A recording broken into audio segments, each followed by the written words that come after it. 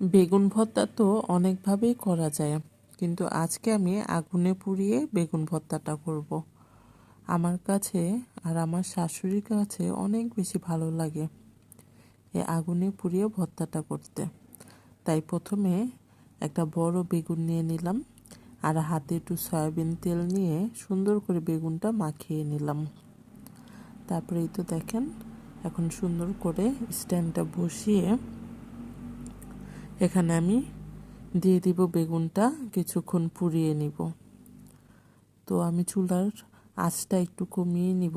আস্তে আস্তে পুড়ালে দেখা যায় ভিতরের বেগুনটা খুব সুন্দরভাবে পুরানো হবে বা নরম হবে, শক্ত শক্ত থাকবে না। এই তো দেখেন, আমি সুন্দর করে ঘুরিয়ে ঘুরিয়ে অনেকক্ষণ সময় ধরে পুড়িয়ে নিলাম বেগুনটা। আর এইদিকে আমি মুরগির মাংস রান্না করে নিচ্ছিলাম।